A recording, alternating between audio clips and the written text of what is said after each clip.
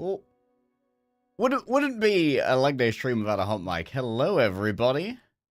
Welcome to the first of two Boston Uprising co-streams that we've got going on this week. This is probably going to be a guaranteed victory, baby. We're going to take it off Toronto.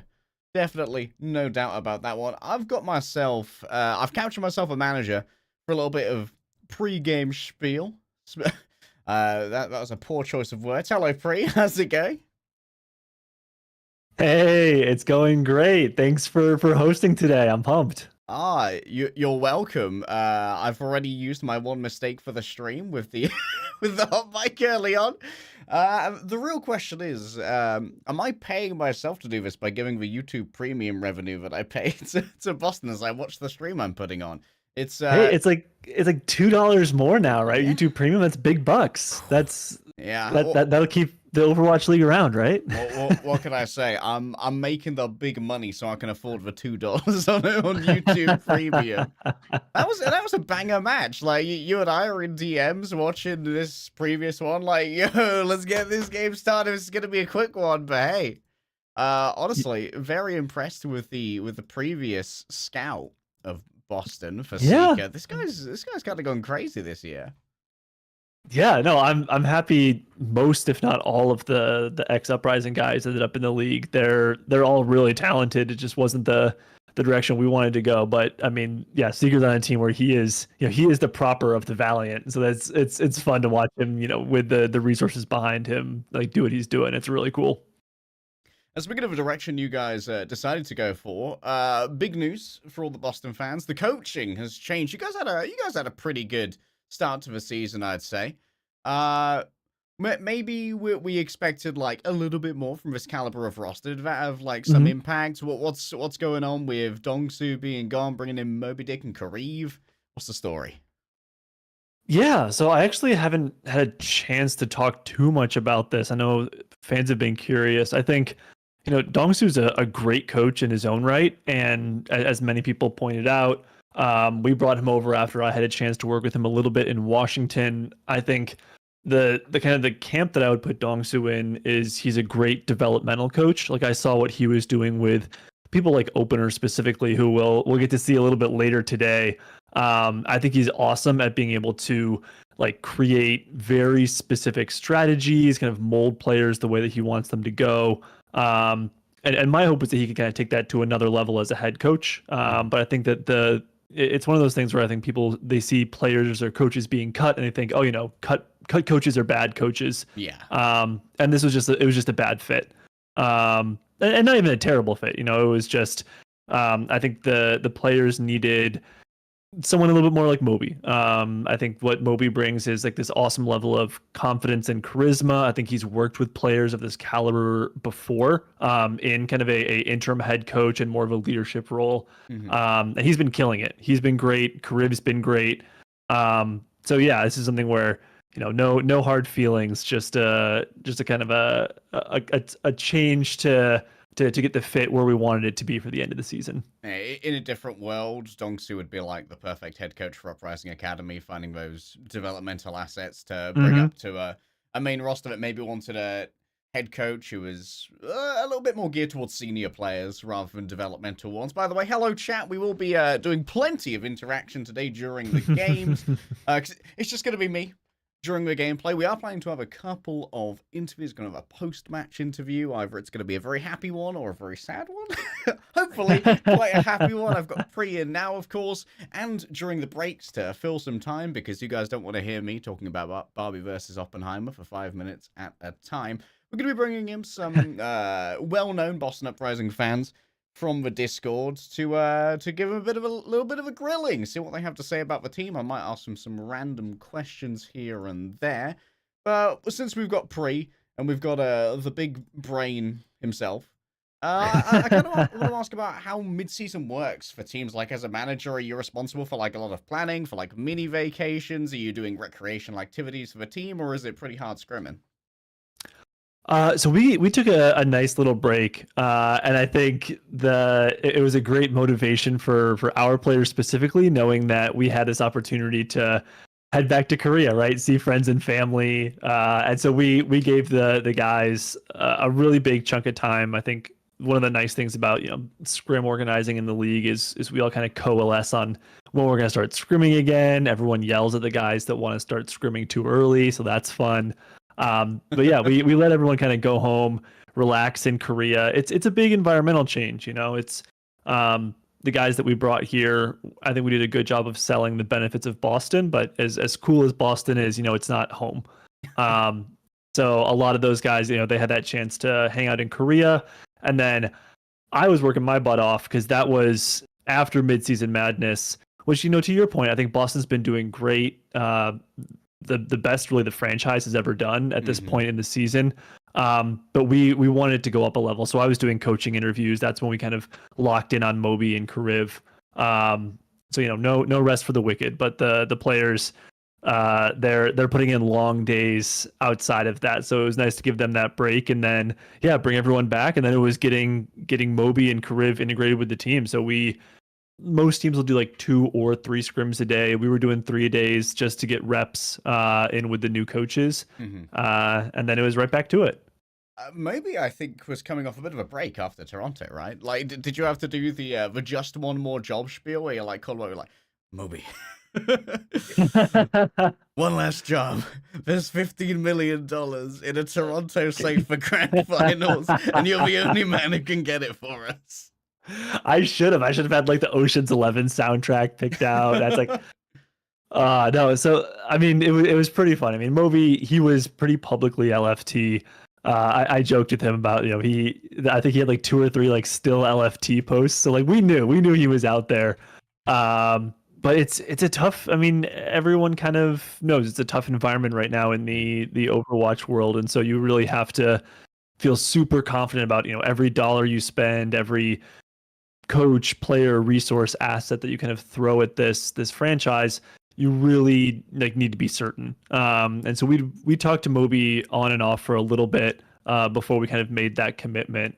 But he was pumped. He's worked with some of these guys before, like you said, from after Toronto. He worked with Twilight, and he's obviously just through his tenure bumped elbows with most of the guys on the team. So I didn't have the one last job pitch, but I did have the like the flashcards of like going through the players. Like, don't you want to coach these guys? And that was a good sell. Yeah, like I don't think there's a better pitch deck for like a coach than the roster you currently have, right? Like all of these that players, was the hope. That was it's a lot of prestige. Speaking of like Ocean's 11 heists, this roster, how did you manage that? Who's responsible for this? Who came first? So, I think thinking back, I believe it was Izzy and Lee Jae-gong. So we knew that the Dragons were not going to be keeping a lot of their folks. We had Dong-soo, who was the assistant coach for the championship season for the Dragons, so he was close with those guys. And we knew kind of the caliber of the team that we wanted to make. And so a lot of the guys kind of came in pairs or came saying, I really want to play with this guy or this guy. I mean, no longer with us, but Stryker and Smurf really wanted to play together. And so they were excited to reunite here. And we were happy, give them that time together. Birdring was probably the trickiest one. He was someone that we knew. We had the benefit of what was the name of it? It was like in Korea they did the Legends battle. Oh yeah. And so he and Decay had both played on Kangdu Panthera, and they kind of reunited on stage there and like, oh, you know what? We could play together.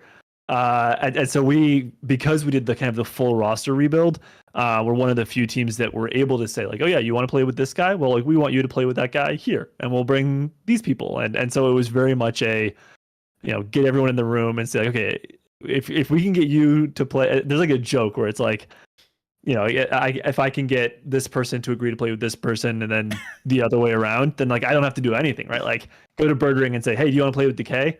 Go to Decay and say, hey, do you want to play with Birdring? And it's like, okay, like it's a that's my job done. strategy of lies. it's it's confidence. It's like, it's like, oh Yeah. yeah, I'm certain that I can get this person here. And you know what? It all worked out. So if it didn't, maybe we're not having this call and I'm watching as a fan, but it worked out this time. So Speaking of as a fan, just a little bit of personal lore. What did you do before Overwatch League? Were you in tier 2? Were you just doing normie things like me? I was doing normie stuff, yeah. So I was sad, bittersweet, 'cause I think he's moving on to things that he wants to do. But so I worked for Wizard Young, was my first kind of foot in the door, and it was his first season with Nixel, and he was doing his like typical genius, like Moneyball of esports, right? He was big into like the data side of things, and so I was working in like big tech. So Palantir is like a meme stock now, but they are a government contractor that does data analytics. And so I was doing that. Saw Wizard's tweet, and like a lot of his stuff was talking about data. And I was like, does anyone in esports really know how to do this? And he was like, no. And so I was like, okay, cool.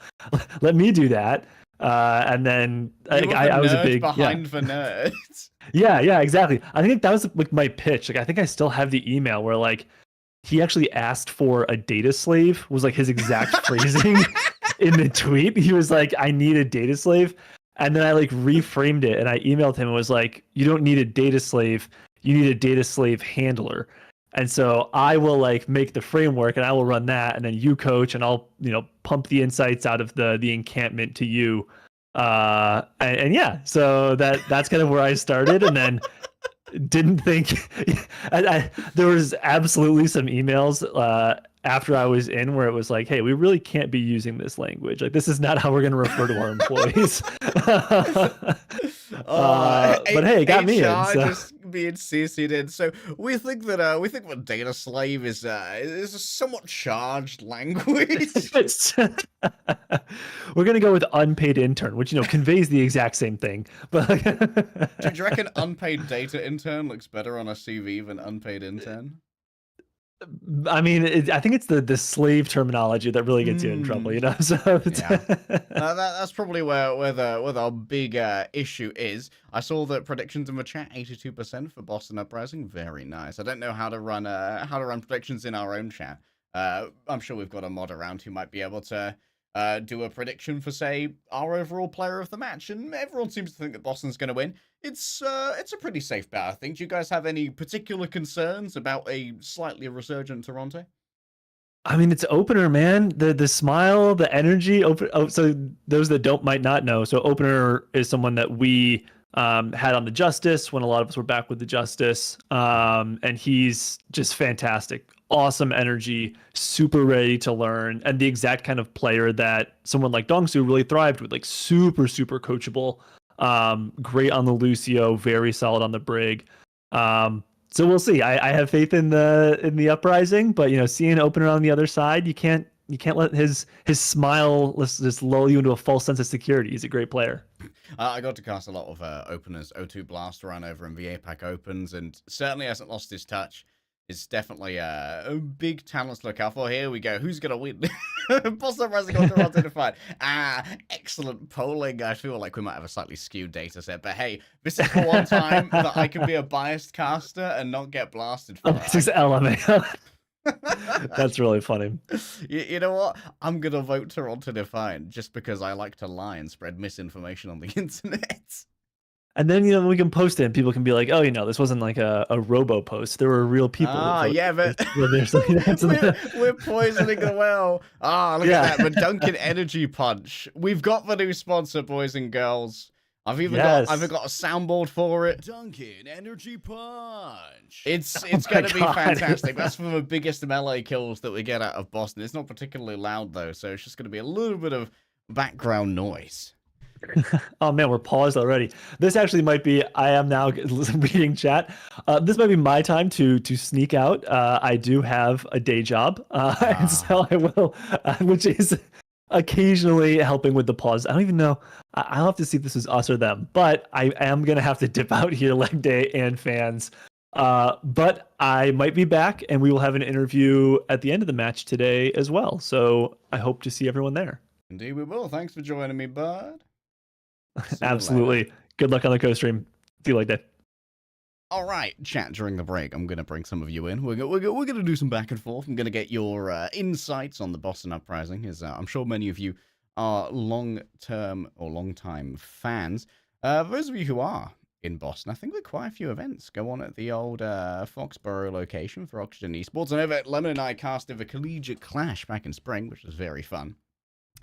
Honestly, is there any world where Boston don't hypergap here?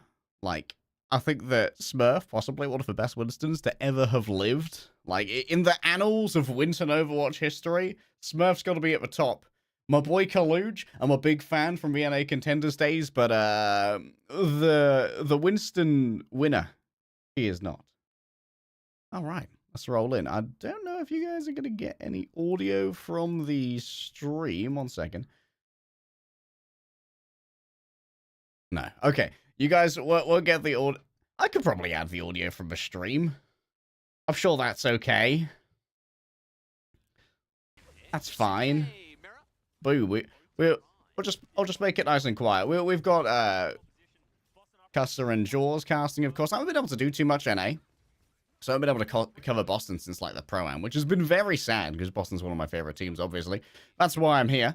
Smurf on the Rhine is definitely maybe not his most professionally tenured character, because obviously played mostly with Super back on the San Francisco Shock, who played a huge amount of that. But Hydron's getting super aggressive here. There's only so far you can go before you get punished by Smurf there, but first win here for Toronto is quite concerning, actually. Ultraviolet, I assume, managed to get out the Ant Matrix there. Yeah, we'll just hit the tech support. Hello, Peyton. How's it going?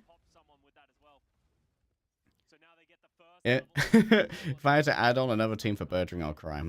True, Crow, true. I mean, original London fan here. The Kongdu legacy is one that is very much in my brain. Kalu's going to be looking for a slam here, of course. And that means that Hydron's going to be very heavily focused on the shield. Smurf's doing a good job of not actually using it and making sure that they can try and maintain this for a while. Oh, they're all together. Oh, nothing from Smurf Slam. Oh, I sense sadness. Wait, Smurf's crazy. That was a mad block. Unfortunately, you can't really survive after that, but that was a crazy block. Smurf must have been playing that on, like, less than, like, 150 health on the shield. I think that the shield may have actually been broken by the Earth Shatter, which is certainly a thing. Oh, no, they came outside. They got dragged into the Blizzard. Oh, the bait and switch from Boston? Oh, Toronto. Oh, you silly geese. You know, part of me is really it's really fighting my biases for Boston here, in that I would love for Toronto to be able to go to their own grand finals, you know. We need a better record than this to go to their own grand finals. I feel like Boston's gonna make it no matter what, but it's gonna be different. Oh no, there's a gap in the wall, boys. Here's Johnny, or here's Twilight. Wait, did they send up opener? Bro, the frog just came out of nowhere. The poison dart frog. This is a great way to force out that resurrection. The resurrection? The immortality field. My brain has just been broken by opener getting a double kill. Okay. This is crazy. How does he get up there and win the duel against the BAP with an MO field? Opener's Lucio mechanics are crazy. There's a reason he got onto O2 Blast after a tenure with Washington. The innate skill of this player is absolutely crazy. Vancouver can go. Yeah, we've got our substitute Canadian team. Where are we TPing to? Over on a point? Makes sense. Veteran's got a wall here real soon. Oh, man. Looking for the quick right clicks onto the... This isn't the new sim, is it? No, new sim is the like mid-season patch who's got even more damage on the right clicks. The right clicks are so obnoxious. I think that Hydron could have actually committed further to trying to kill Twilight there. Twilight being able to live that long is no bueno for Toronto to find. But hey, Smurf just goes big O mode. Oh, wait 1 second. I could use my privileged access to stats. This is what gives my co-stream the edge, boys and girls. Having access to the stats. I'll share them with you during the next break. All right. Oh, they TP out of a blizzard. That's huge, but opener's not fast enough. Oh, man, that was really heads-up play from Hydron. Unfortunately, it wasn't really good enough. Nice wall. There's no way that Smurf diffs that. I'm trying really hard not to swear right now. That was crazy from Smurf. Read that so well. All right, Legday gone. Got to do an opener here. Oh, it's okay. Bergering's already got it. That was crazy from Smurf. This guy's ability to, like, be in tune is frankly mad. I don't think Twilight should have swapped service with Akiri here, considering that Legday was going to come pick him up. Now Legday probably could have gone halfway and then had Kiri TP instead. All right, TPing over. I think onto high ground. That's going to give a little bit of safety to Ultraviolet. Opener needs to get the sound barrier 5% away. Got to be big priority target. Here comes the sound barrier. Legday won't be able to answer. Oh, this is not going to be great. Boston only win this with a huge mechanical pop-off. And with Bergering gone, mechanical pop-off not going to be ideal. And Blizzard to try and lock down the entrance. This is not looking bueno for Boston. Smurf should be able to rotate around this pretty easily, though. I don't think that you can really give resources over to Ultraviolet to try and get him off of here. There's going to be a huge window, so Smurf's likely going to die. Oh, poo-poo. This is quite sad. Unfortunately, Toronto managed to win the first fight. And from there, like... Unfortunately, you're Banjaxed. You'll have played Control Center. You know how it works. Lose first fight. Have to reinvest to actually get the point back. Control. Flashpoint's going to be good, though, hopefully. Make sure we're down to play Control twice. Yeah, Mickey Mouse map, you know? All Control is Mickey Mouse maps. But yeah, I don't know why Twilight switched. I think there may have been a slight miscomm there as to, like, if Legday was going to actually come back and pick him up. Because I'd say, like, if you know Legday going to come all that way and speed boost you back with the amp it up, you stay BAP. Whereas, if not, Legday just, like, stops halfway, right, for Swift Step. And then Swift Step bugs and you have a little cry. Definitely not something that I'm salty about. Oh, interesting. So Uprising are going to try and catch the TP first. Oh, the target focus is a bit weak, though. Opener so low. They forced out the emote. Oh, great pick there onto Hydron. Like, Legday dies, yes, but, like, Legday already done his job here. He's managed to get ahead of the teleport curve. Wait, where's the follow-up on Kaluge? We got ourselves a little pin on the ground, surrounded by 3 people, and there's no damage being done. Okay, now Kaluge has got to run away. Wait, did you guys see? That was crazy from Decay. Running forward with the ice block, doing the little jump so you get the momentum, was doing that so that Kaluge could not pin out and either reset or try and take the Mei with him off the map. Big brainer. Alright, Smurf well ahead on the slam. How much pressure can we get up onto this shield? Kaluge likely going to be seeing this coming. We do have a fresh TP to play with here. Could be a fake out. Kaluge coming in by himself. Oh, that's a beautiful wall. That's a crazy wall. Very nice. Very nice. It was 2 ultimates, so not ideal. But hey, just maintain this defense. Make Toronto panic. And overinvest in the next fight. Ideally, Toronto, they want to be winning this with like 3 ultimates if Boston use both of theirs. Like, just use slightly more. Obviously, we've only got 2 that are going to be available moving into this. The Photon Barrier is actually great for trying to peel for your tank during a blizzard. But it's not always ideal. Wait, they're playing an off angle with Ultraviolet. Oh, UV! Gets TP'd on! Nah, you ain't getting away with that, my guy. Absolutely freaking not.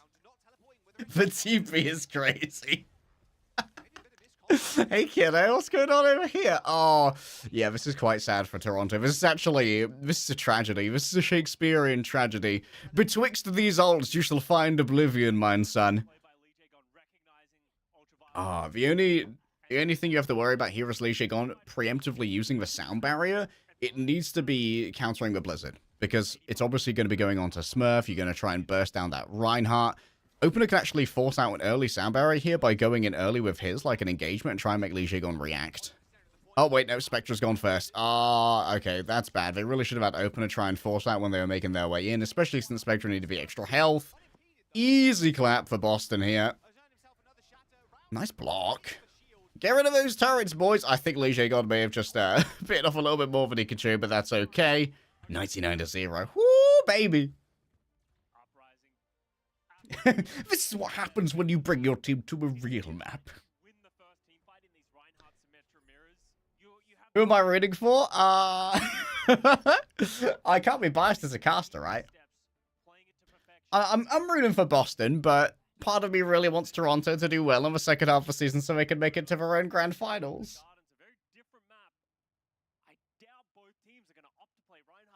The real question is how confident are you guys feeling about tomorrow? Because this is the appetizer match, right? Boston versus Mayhem.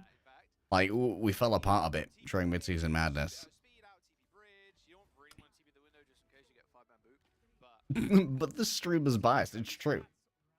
Give in to the bias. I didn't actually have blue to wear today, so I wore white.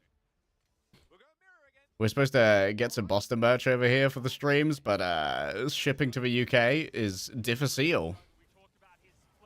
Okay, just opening pick onto a May, that's crazy. That is very sad. Ultraviolet didn't get to do like any healing. 24% ult charge, the Twilight's 50. Bro's been getting doubled on. Yeah, we'll get it here. I mean, if they can only get 0.5 at best, I guess that means they have to lose first, then win later, right? Because they can't go 6 and 5. They've got to go 5 and 6, so they can equal it up later. That's a beautiful wall. That's a classic wall. They've actually got opener trapped inside now. Oh! Is it real? No, didn't go all the way, but that's okay.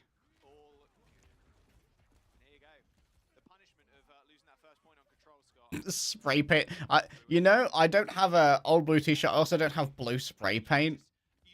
I feel like it would be easier to procure a blue t-shirt than it would be to get a blank t-shirt and blue spray paint.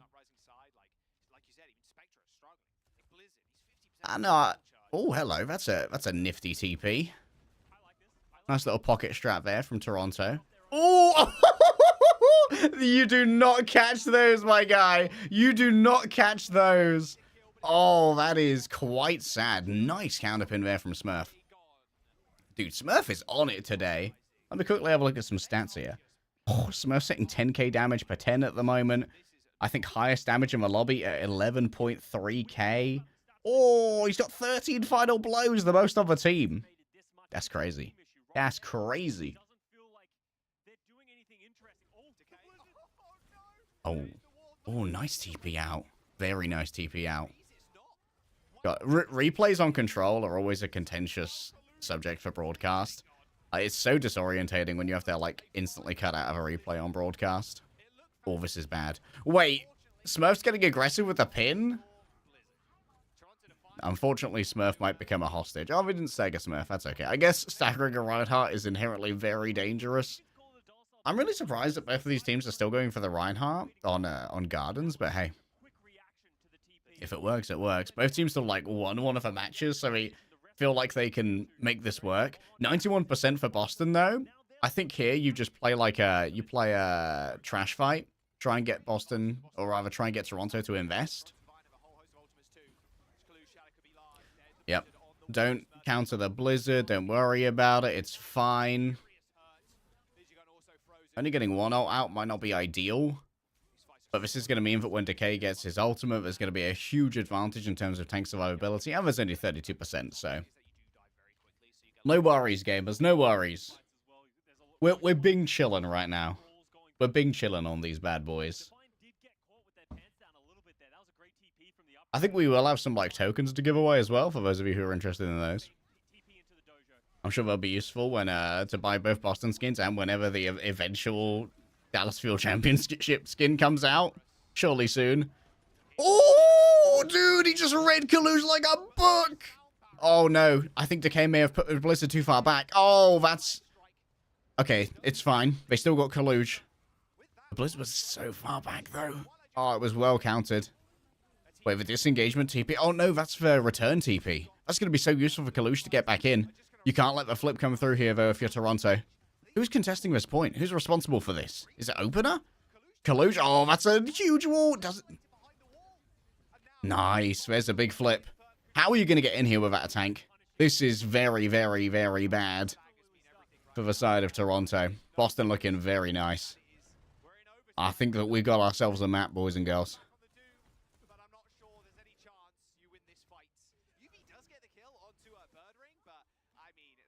Yeah, control center. Mickey Mouse map. Whew. Okay. Things are going very well. Things are going very well.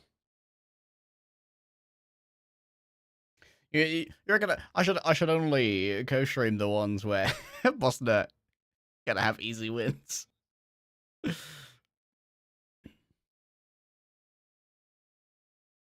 Kaluge highlight? Fake. Why are they Toronto highlights? No! Well, I guess for Toronto highlights on the map, Toronto won.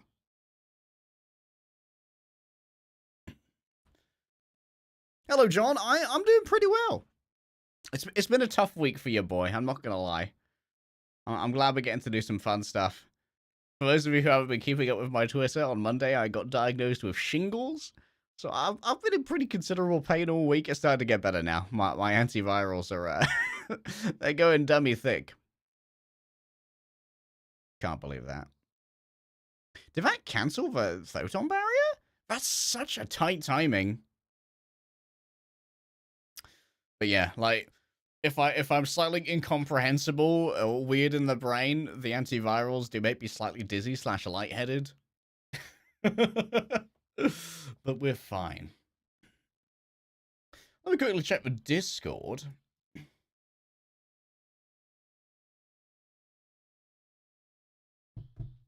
All right. 1 second. Checking the Discord. We've probably got time to bring in someone from our vetted fans to have a quick chat to. We can do these in our little breaks. Yeah, why not? These are gonna be pretty jovial questions. Hello, Legday. Hello. I'm Traniel, one of the mods. We're gonna get someone in right now. Nice. Yes, bring me a sacrifice. All right, he is now here. Sup, Alpha? How's it going? Hello, can you hear me? I can indeed. Hopefully the stream can hear you as well. Stream should be able to confirm. I've got bars indicating audio, so I'm pretty sure that everyone can hear you. Let's start off with just some easy ones. How long have you been a Boston fan? Sorry, could you repeat that, please? How long have you been a Boston fan? Well, since 2018, actually. Oh, crazy. I'm not from the Boston area, but I'm actually a European. Oh. And I just fell into Overwatch League and by accident, and I attached to one of the first teams that I saw play, I guess. I mean, who could not become a fan of a Boston Uprising in 2018 when you saw that intro video of Huck introducing other players? Literally one of the most legendary videos ever produced in this esport. I have fond memories of it. Let me see if I've got a question for you here that only a true fan could answer. Here's one. How many prime numbers do you think Smurf knows? How many prime numbers Smurf knows? This is the hard-hitting gaming journalism that people come here for. Answer the question, Alpha. Well, I am a bit of a trivia buff, but I don't know that one. Fair enough. Right, that's -1 point here from Alpha. Do you think you could beat Decay in a staring contest? Probably not, because I'm actually notoriously bad at staring contests. Weak at staring contests. Add that to the trivia. If you have someone that you need to do a staring contest against, Alpha's going to be towards the top. Let me see if I can ask you a real question here. Okay, yeah, here's a real question. If you were armed with a melee weapon of your choice, could you beat a Torbjorn turret in a fight?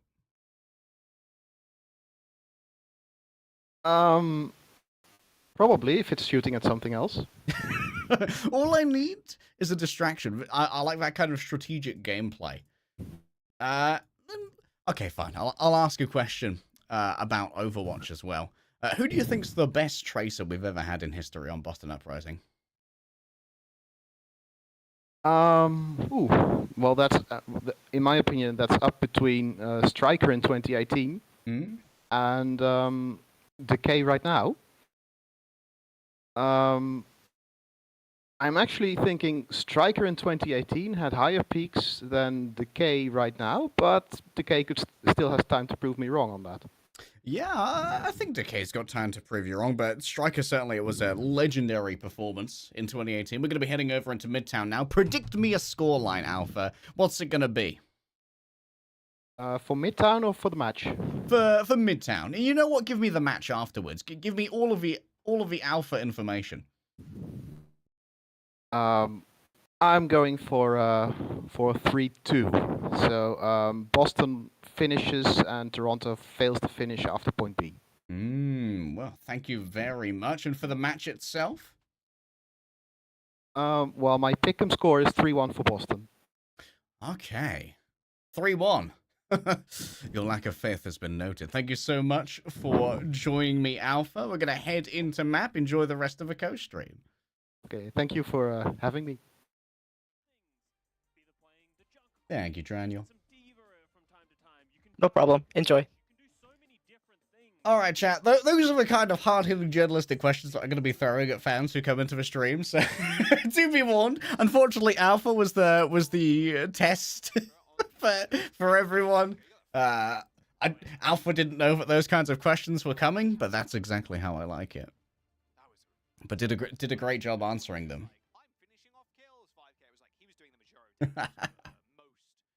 That was fun. Hopefully we'll have a bunch of map breaks. Obviously we won't get to talk to too many fans if it's a 3-0. So you've got to root for Toronto on some maps so that there's more chance to come on in.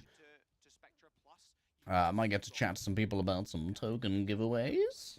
I wouldn't be surprised if we see them switch back to a normal composition. I doubt Smurf is coming out on the DVS. Oh, one second. I'll give you a bit more of this casting for a second. I've just got to read some DMs and I can't split my brain in two. Right now, let's not say the best because Atlanta Reign still exists, but Boston Uprising is one of the best teams at this composition. Furthering Sombra has consistently impressed me, but this guy right here, Decay on the Tracer, he is just a monster. Oh, Hydron. Fortu into a spot he doesn't want to be. He's in trouble. He is in trouble. He's getting mad. Oh, also, Alpha, by the way, thank you for being such a good sport about the questions. Please DM the Boston Uprising Twitter account. We'll get you 200 League tokens. So that you can buy yourself another Boston skin. Okay. I'm back in terms of my brain now. How's it going over here? Boston on the attack first. Okay, we'll play the classic composition here. A little bit of meta slavery from Boston Uprising. Of course, HR don't want to call it that, so we're going to say that they're meta unpaid interns. Toronto Defiant. Oh, so one of the things that I really like about the Echo in this particular composition is that we're building kind of a micro meta in Overwatch League and in APAC Opens as well, where the preferred target for a lot of Echo players now is the Ana for the duplicate. And it kind of makes sense, right? Because if you're playing Echo, you're a projectile enjoyer, and Ana's obviously super skill shot heavy. They're both very heavy on the projectiles. Ooh, that's a beautiful tech from Twilight. Oh my goodness, Twilight forcing out that duplicate is actually madness.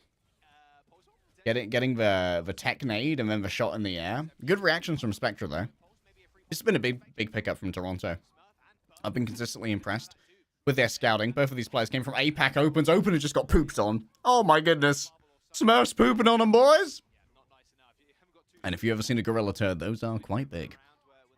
I actually say that as someone who does not know the lore of gorilla turds. If you are a gorillologist, please inform me about the size of their fecal matter. I'm incredibly interested.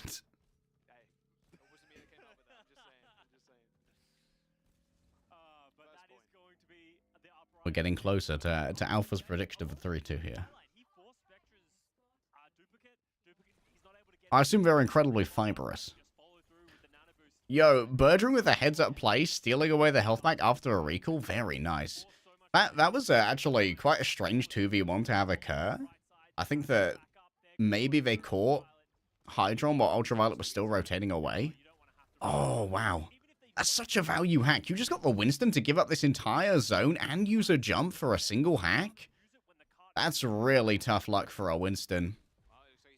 Okay, Smurf's going to give it up as well because I think we still have our Ana rotating. I think that Twilight's actually managed to make it up onto the awnings at the back. Remember that Twilight's location is going to be very important as to how well followed up an EMP can be. Ultraviolet's been noted. You might try and actually get a shot from Twilight here. That's brave. That's real brave right there. I don't know about that one, boys. But I guess maybe the Translocator got taken out in the back. Maybe Hydron was looking for it. Not sure why we went for a quick hop EMP. The PP hop I don't think is the best option.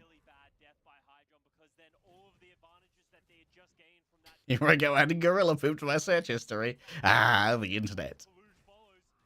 Yeah, that was an ambition EMP right there. Spectre should be able to retake this with the duplicate onto Viana. The question is, can Spectre actually get someone else to touch this? Looking for Viana. Spectre's not going to use it? Oh my goodness. Well, that was a really good decision from Spectre to actually hold on to the duplicate for so long, looking for, like, the finishing blow on Smurf, realizing that, hey, the real value I bring to this teamfight is in the focusing beam to get that burst down. The Boston, though, obviously didn't invest too much. A lot of it was used previously to try and get it this far. But this is where Midtown really starts to hurt, where the cart's back here, and it's really hard to pressure it because the Ana can now play all the way back in Newspaper Stand. It's going to be a really hard assassination to make work. You've got to get Smurf one leap up onto this area that you see now. Then you've got to play second leap onto Ultraviolet. Bertring's got to try and set up for this, but maybe you try and pressure Kaluj instead to get Ultraviolet to move. Oh, that's a nice anti onto UV, but I don't think there's really too much opportunity. Twilight couldn't save himself after using that nade. Really good reaction there from Toronto Defiant. You see the nade go in onto UV, but realize it can't be followed up upon, so hey, the Ana can't burst heal themselves.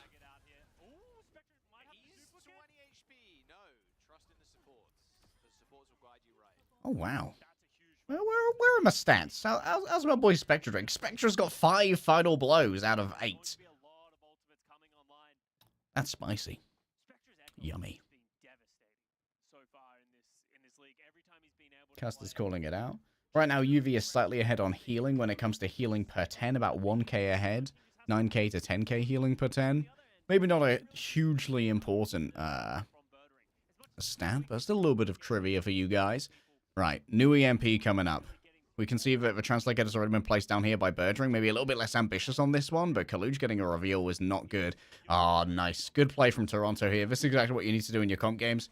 When you realize that you're under the gun for the EMP, get a little bit more aggressive. Unfortunately, Boston Uprising.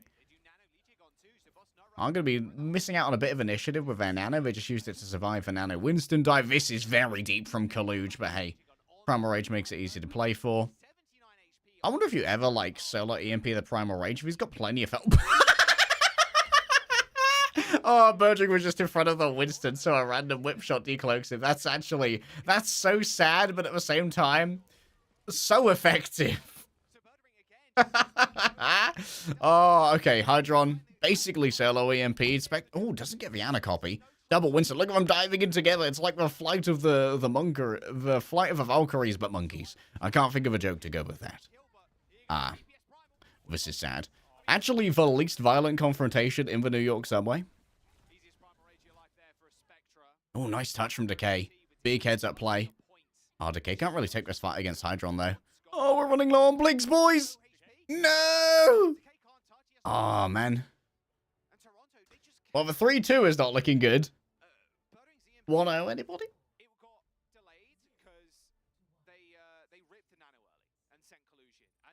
Yeah, the Echo, very good defensively. I wonder if Toronto are going to try and play it as well on the offense. I think less good. I think that Sombra is very good, especially on first point offense. Like, it's very hard to... The council has assembled. The council will decide your fate. What's my opinion on Midtown as a map? I love Midtown. It's actually my favorite of the new maps. I might be biased just because I love the soundtrack so much. I find Midtown to be a very fun map to play. I'm a dirty Sombra player, so playing offense on first point is really good. You've obviously got that little mega on the right-hand side of the underpass, which is really hard for the enemy to access, so it's basically a free spot for your translocator. I don't like point 2. I think point 2 could use a little bit of work, but I really like point 1 and point 3.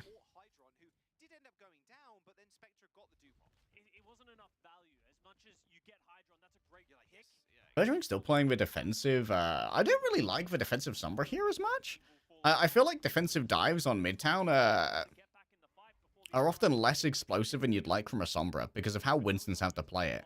The train on top really does create a very difficult geography. I love that Bertrand actually played some early territory control in that Mega Room there. That's the one I was talking about. Makes it super easy for an offensive Sombra to play. But if you like take that health pack away early, that kind of forces out the ability to swap over to like an effective staging area for a Sombra. Really can mitigate your downtime. The swap here onto Ashe is pretty interesting. I feel like there's a little bit of pre-mitigation going on towards Torbjorns we see from Sun teams defensively, where they like to set up the Torbjorn turret up on the high ground, and it's really hard for a Tracer or a Sombra to destroy because of their damage drop-off. Oh, Kalush could be in big trouble here. Nah, it's a good disengage. No worries, gamers. Hey, Mr. Two Cream. And we can both be happy that the Midtown track has finally been released in earnest on the Play Overwatch YouTube. Enjoy the rest of your night, gamer. Ooh! Smurf. Oh, takes it to the sky. Firework moment. Yeah, just slowly eroding away all this space. Toronto have played super well to just, like, make sure all of these angles are covered, but you can't really get any easy peaks from Twilight. That's why Ultraviolet's so far ahead when it comes to this overall charge, despite there being more poke damage coming out of something like an Ashe. Wait, Hydron? Oh no, it's an easy pocket. Like, Hydron's position's actually super good. You gotta commit so hard to even get him. The DPS can't get into an effective range against the Ashe, but now that he's been forced to translocate away, ooh, Hydron's been taken out. That was actually an interesting target split as well from Boston. Oh, no, Decay, you can't miss the stun, Brigitte! Oh, this is so sad. Alexa, play Despacito. Oh, no. Oh, it's so sad. Oh.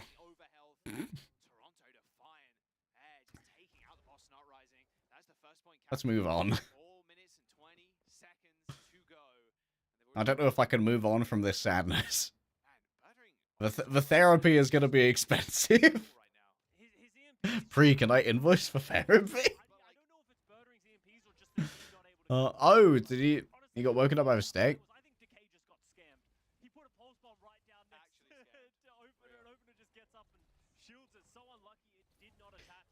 Is Brigitte's not still bugged, right? Like, Brigitte now actually survives stick well in rally? Workers' comp. Oh, this is not looking good. This is not looking good, chums. 3.5 minutes. Bob to play with. The Bob is really good against this composition. Especially if you can force out an early sleep from Twilight by Kalush going super aggressive. Like, Kalush obviously holds up close here, has the Primal Rage. You force out the sleep from Twilight, and then Bob is, like, so difficult to deal with. Can zone the Ana away from properly supporting a dive. And, of course, like, is super good against characters that rely more on evasion. Up there's for sleep. It's bobbing time. He got blocked by the fire truck. Obviously, good decision from Smurf. Get that extra health, because you know that as you're chasing down Hydron, Hydron's going to be hitting you. That demands the Bob targets you instead. This creates a lot of space for the supports to try and get around that Bob. Really good decision from Smurf.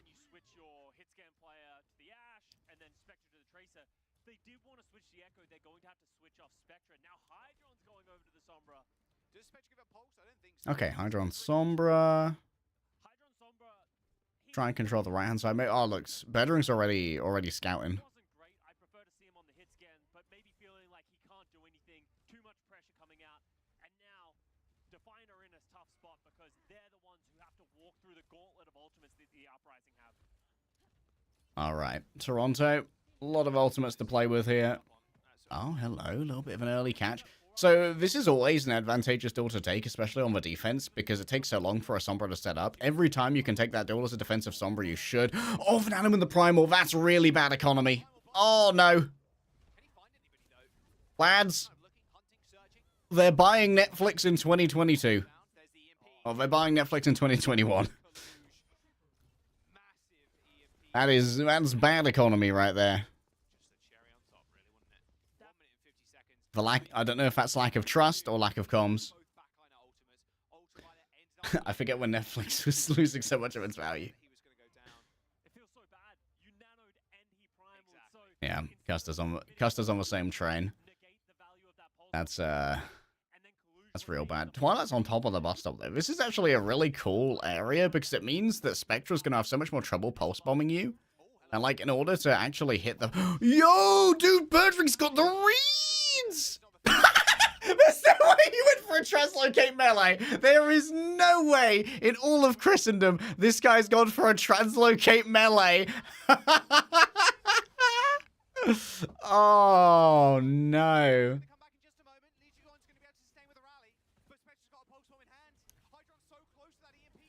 Oh, okay. Hydron's got EMP coming up. Decay, I need to see some magic here. I need to see some magic. Yo, that's magic. That is absolutely Avada Kedavra tier magic right there. Very nice. So anyway, back to my point before we saw the weird Sombra duel. Twilight playing us up on top of this bus stop is really important because it means that it's very hard for Spectra to be able to get a clean pulse bomb kill that isn't super telegraphed. So if you want to get up on top of that pulse bomb, you've got to use your blink tags, right?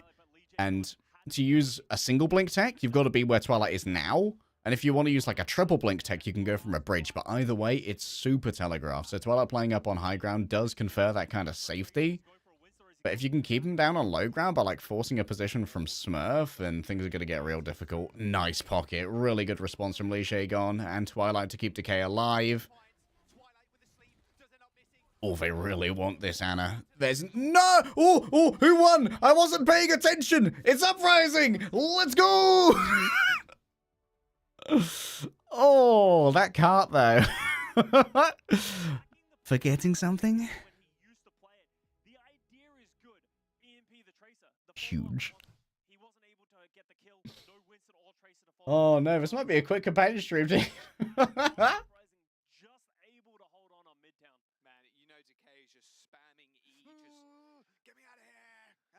Get me out of here! That was just EMP versus EMP, and then Nano versus Nano at the very end. Toronto Defiant, and well, it was a very winnable game. Again, it's turning out to be a very close series, regardless of scoreline right now. Boston Uprising being 2 maps up, very close affair.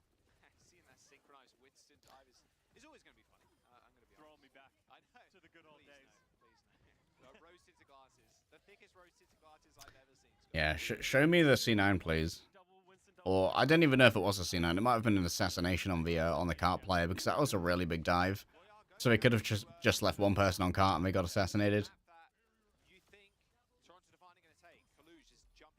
Oh, no replay? So no replay? Oh, no. Okay. All right. Do we have another roll up? So someone else to come join us? Right now. Excellent. Hello. Hello there, Scooter. How's it going? Welcome to the stream. I'm pretty sure that everyone can hear you on the stream as well. How long have you been a Boston fan? Since the day a Boston team was announced. Oh, crazy. Are you a local? I am, yes. I'm looking forward to the day that we do one of these interviews and someone says, I'm not, but we just have to kick from a Discord immediately. Oh, that'll be the day. But we've got ourselves a bona fide, proper fan here. Oh, do you have a favorite iteration of Boston? A favorite version of the team? Oh, the 2018 first season will always be number one in my heart. You know, it's just that was, you know, the best season, you know, so far. This season's going great. It could beat it out, but that first season, I just have so many good memories.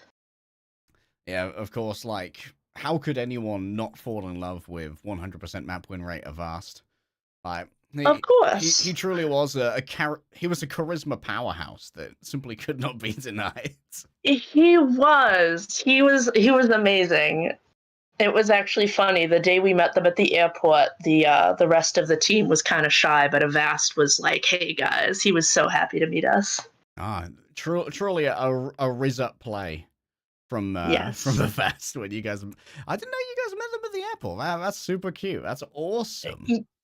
Yes. Did it? Yeah, I because take it they season came one and was did all like in a California. yeah. Did they come and do like a Boston tour? Yep. They came and basically met the fans. Did some signatures and things like that. The good old days. I've got an interesting question for you here about the current roster. How many rings would a bird ring if a bird ring could ring birds?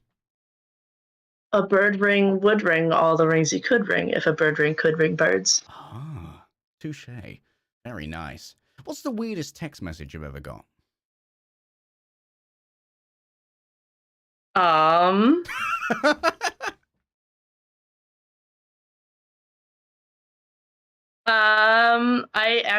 The weirdest text message I ever got was from my mom, all in like text speak, and I'm like, no, Mom, no, don't do that. Stop trying this, Mum. It's not for you. Okay, I'll give you a real question as well. Out of everyone on Boston at the moment, who do you think's got the best case for MVP? Smurf.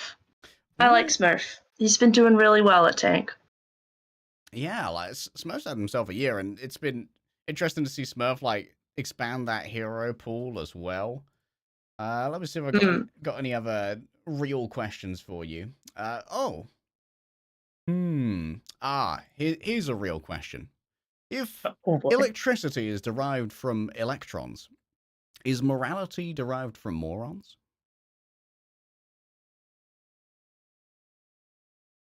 Yes.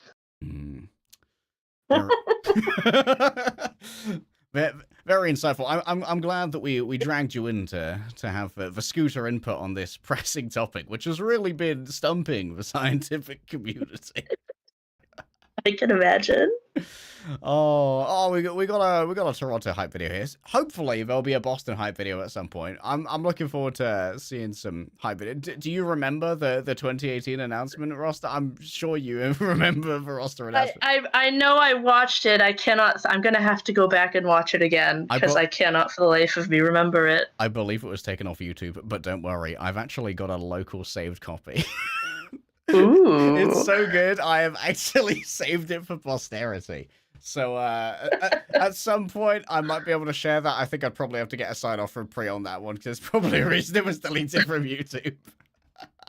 Oh no.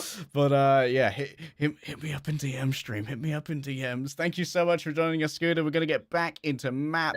Do you have a score prediction for this one? I don't know what the next map actually is. I think it's probably like Gibraltar. I don't know what the next map is either. It's okay. I say we 3-0 them. You 3-0. We get 3 points, they get none. We full hold. That is some confidence, and I like it.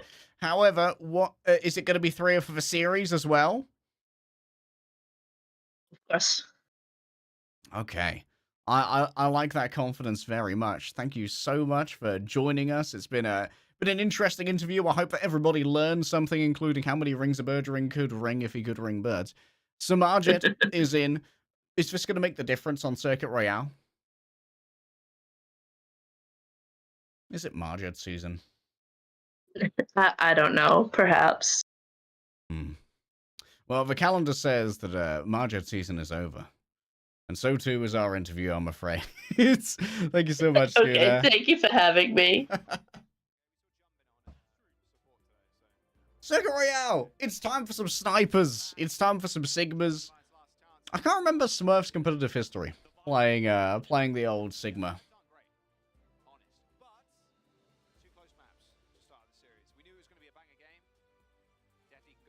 I'm running out of super silly questions. Oh no.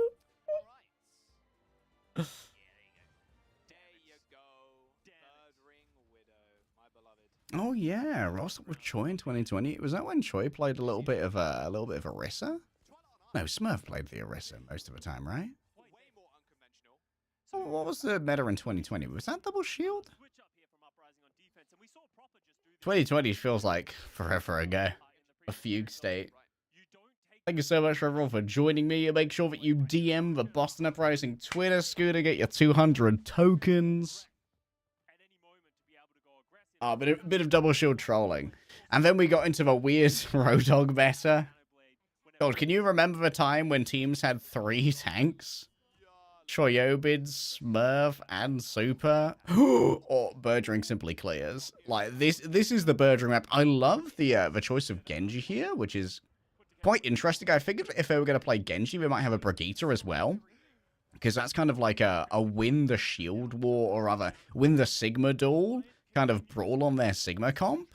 It's interesting, there's kind of a halfway house here of like having the brawl power of the Genji, but going for the Zen instead of the Brig. Obviously the Zen has a huge amount more long range poke, and Brig can occasionally run into some real issues on this point due to like the long sight lines and needing to get into melee range.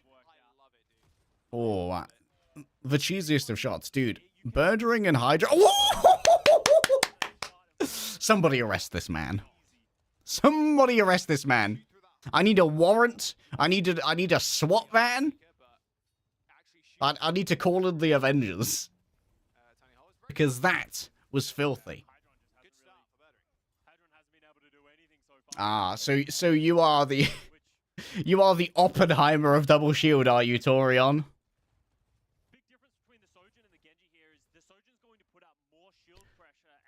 I'm not really a fan of the Sojourn in this. I guess the Sojourn does put out a huge amount of shield pressure and can use it to farm the rails as well. And with 175 HP, I think Widow dies to a single headshot from the rail. Because the rail, of course, has a limited headshot multiplier. Be careful, boys. 1 HP. You know, getting a nano boosted headshot from a Zen feels like overkill for killing a Widow at 1 HP, but hey, if you want to turn their skull into a fine powder, more power to you, gamer. You know what? This is not looking good for Toronto Defiant. Unfortunately, Scooter's prediction may be wrong simply by the grace of Boston defending first.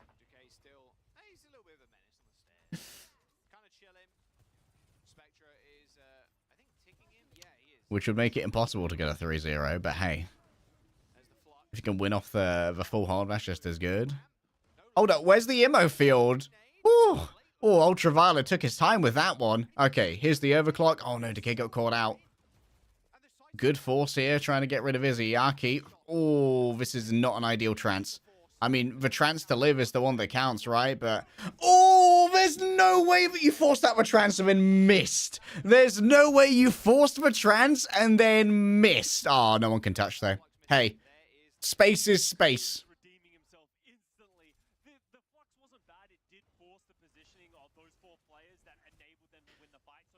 This is, not so sad, but, definitely something that happened in an Overwatch League game. Boston having used their own flux there as well, and Kalush surviving. Not ideal for like being able to try and retake this defense. Even Nanoblade's coming up though. There's no real way to try and force Marjed with a trance. So what you might try and do here is get the just use the vanilla. Ah, yeah, here we go. Yo, what a read! What a read! Decay is crazy. Huge plays. A lot of that came down to Twilight, admittedly, hitting the anti. Because when you hit the anti, obviously, you've got to force the Immo as well. And then you can get the Immo and the Sojourn in one slash. That is a great way to try and get through that. I mean, it was 2 ults for 1. That's generally going to be the economic demand of Nanoblade against a Zen. Because Blade by itself is doo-doo dog poo.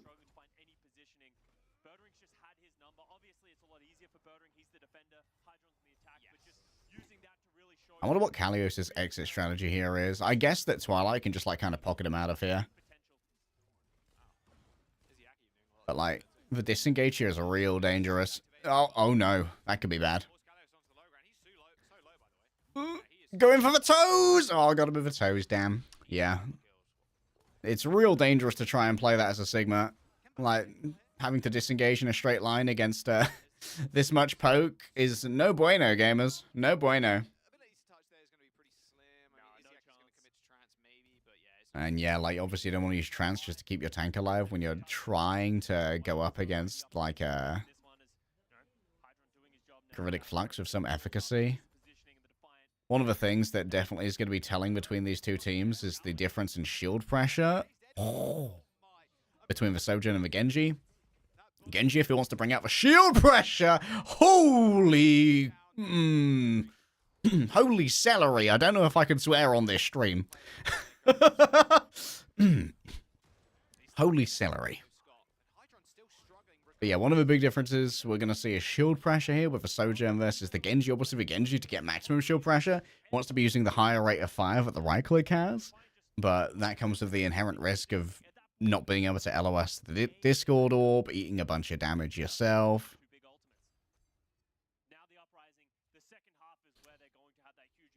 Whereas Spectra can pretty safely just poke at that shield and help Kalush win that tank duel. Alright, Izuyaki can't get forced into a trance like last time. This coming into one fight territory. Toronto don't really have the resources to make too much work, and yeah, Twilight's got a good angle here on Kalios, and also this angle is important because it means that Twilight, like, has no chance of getting sniped really, unless there's a really audacious play from Hydron. There's a huge amount of safety here for Twilight to play from this window. Oh, okay. Oh, they forced out the trance. That's great. Wait, why did Izuyaki... Oh, I see. Kalush is the thing. There are so many ults going on that I did not see. Okay, so now we're going to try a Naked Blade. That was a lot of ults for nothing to really happen for Boston, unfortunately. Oh my goodness, Kalios just got absolutely disintegrated. Oh, the double damage rock. Yeah, that's a great window, actually, from Ultraviolet. Big read.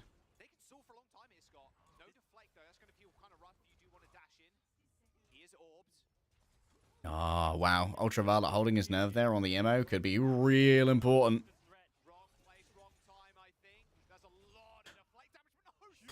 Oh, no. Oh, wait, Kalush is gone. That could be huge.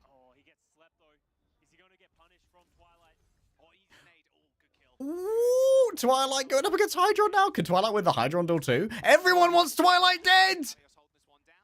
But nobody can get him! You come for the king, you best not miss.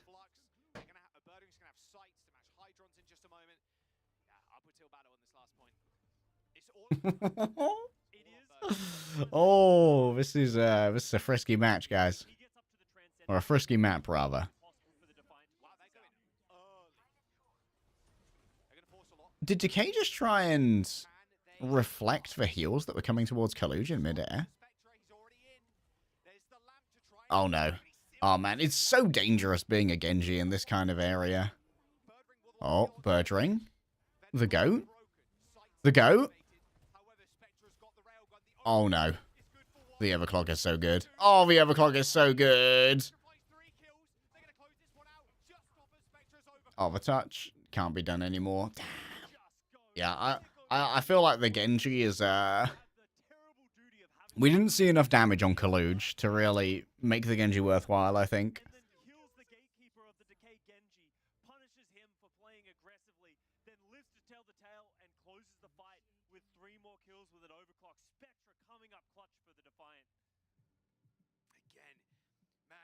What other silly questions could we ask the fans?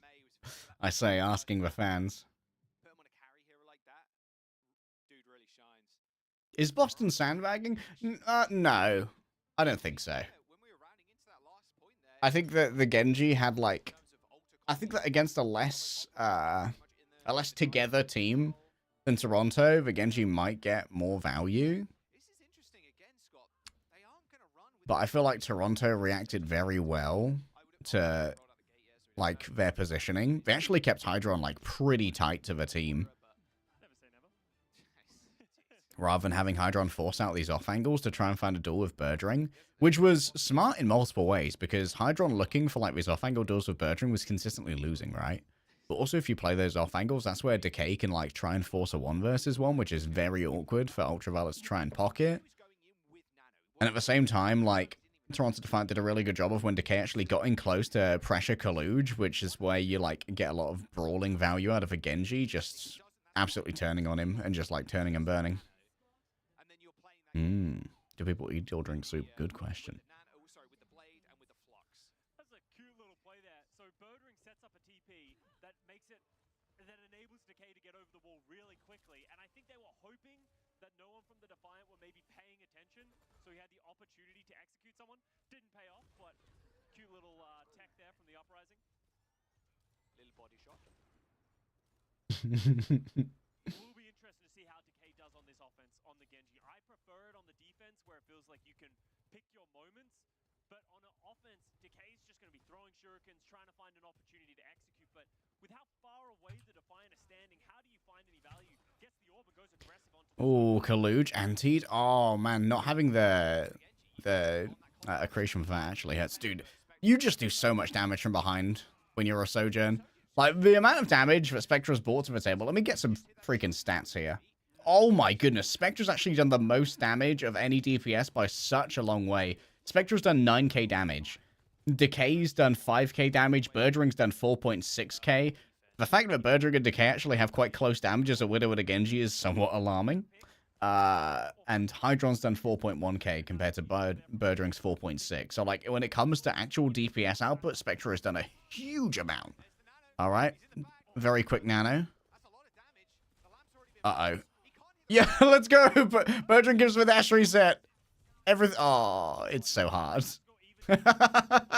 I don't believe in the Genji, guys.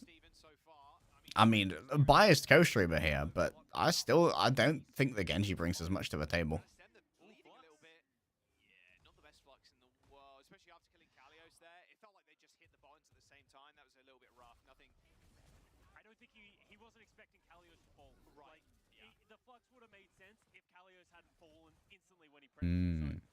That could be something that pays a terrible price here for the Defiant because they don't have that big ultimate that's going to force out the Transcendence from Izayaki. So Izayaki has the freedom to use that aggressively. I could almost see a Transcendence to follow up Decay with the Blade. Give him just infinite health to just go aggressive. We're planning more questions. Oh no, Decay first picked again. Oh no, not the inverse 3-0. Scooter. This is a hashtag blame Scooter moment.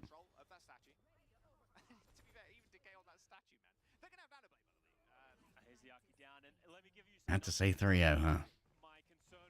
I don't mind if we do. Oh, 1 second.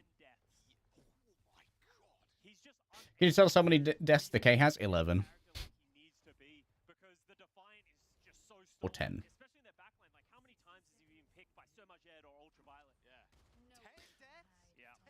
10 deaths. All right, there's the sights, double sights. In fact, everybody can see everybody. 2020. Okay, Nanoblade boys, Nanoblade. This is where it all comes out. And there's the blade. It's been pulled. He just dashes to the front line. In fact, dashes out of the fight. This is a very weird fight. Okay, Kalush needs to be punished for coming up this far. Oh, the off angle from Spectra could be everything. Oh, the off angle from Spectra so good. What a rock from Kalush. Twilight's still alive! How is Twilight? Okay, Twilight is no longer alive. A messy fight. Gonna call some cleaners. Who's gonna be there for the touch? It will be Kalush. He's getting kicked away. Oh, no. Give him the foot! Other way. I mean, the flux is only gonna hit one, but it's gonna be good enough. Make like OnlyFans and fill my kill feed with feet. Let's go! VC9! Ah, victory. Oh my god. That was a bloodbath. The Defiant, they were so close to holding that they even won the fight at the very end, but just no one was I'm unhinged on the men's gamers. Woo! That was a messy fight, Jack. It broke down ever since Decay just went in and then went out with the ultimate. Chaos ensued. Everyone didn't know what to do with themselves, but Boston Uprising find themselves a lifeline. Decay thinks better of this game. He switches over to the Sojourn. He'll probably switch to Genji, I'd imagine, maybe for last. Maybe, yeah. We'll see. All right. Yeah, I've got the blame the meds excuse. My back pocket excuse. Short grapple there. Maybe get some extra height. Wants to peek stairs. There's the grapple. Oh, Oh, true. If we've got Duncan Energy Punch, does Izayaki do Duncan Energy Kicks? Yeah, no, absolutely. But it was good placement. Yeah, that's right. It was a good yeet. It was a good yeet. Exactly. The Defiant are happy to sort of give this position to the Uprising. Maybe I can swear, I don't know. They wanna be. You so much ahead in the But I'm a good boy. I know I don't even know any swear words. With this, if you're the attacking team, is now the Uprising need to run, and this is a difficult thing to do. And you can see the Defiant, they're trying to hunt to find any more. I'm a notoriously non-sweary individual. I'm chaste. I'm a child of Jesus. Saw the shot. They saw like the tracer round. Like saw it go straight over the top. So if they do end up Ooh, brave shot there from Hydron. Hydron's actually holding onto the Infrasites as well to try and nullify Birdring's potential advantage when he brings it out. Very brainy from Hydron. Besides, he knows where everyone is at the moment. There's pretty easy info gather. Oh, time to go IMAX.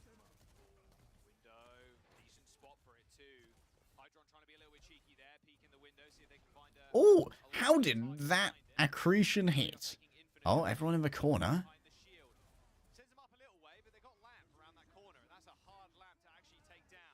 Oh, I think this is fine. No!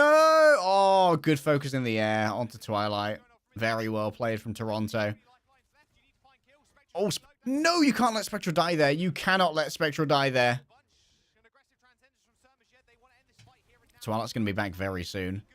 Oh, Decay? Overclock? Is it time? A Decay? A carry? No! Oh, no one's on the cart. It's so sad.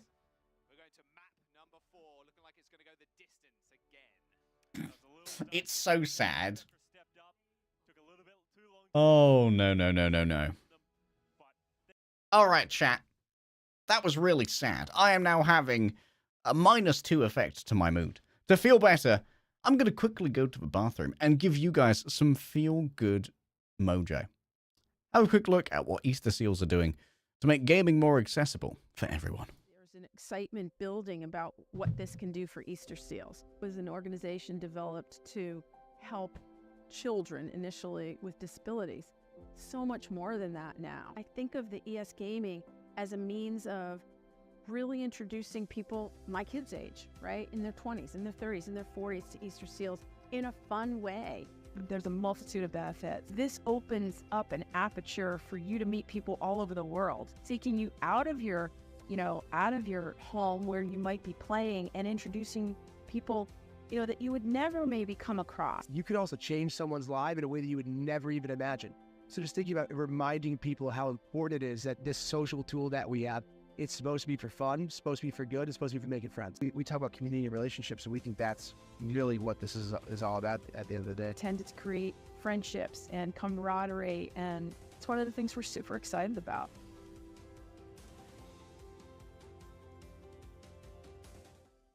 There's an excitement building about what this can do for Easter Seals. It was an organization developed to help children initially with disabilities. So much more than that now. I think of the ES Gaming as a means of really introducing people my kids' age, right? In their 20s, in their 30s, in their 40s to Easter Seals in a fun way. There's a multitude of benefits. This opens up an aperture for you to meet people all over the world, taking you out of your, out of your home where you might be playing and introducing people that you would never maybe come across. You could also change someone's life in a way that you would never even imagine.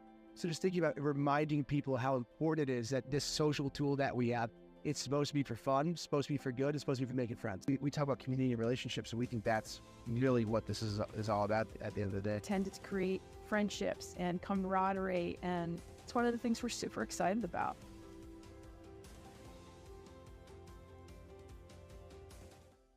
There's an excitement building about what this. Isn't that lovely? Partnership with Oxygen Esports. Thank you so much to Easter Seals for making gaming more accessible. Speaking of making things accessible, let's make our call accessible, shall we, Traniel? Who do we have lined up here as our interviewee for, unfortunately, a post-loss interview, which is going to be incredibly sad for everybody. I believe we've got Snecky here, or Sneaky. Snecky, how do you pronounce your name? Snecky. No, yes, Snecky. Okay, not Sneaky. I see there was a shortage at the vowel factory when you were naming yourself. Well, I misspelled it and went, yeah, this looks good. You know what? That'll do. You're one of those people who turned in the first draft when you did an essay.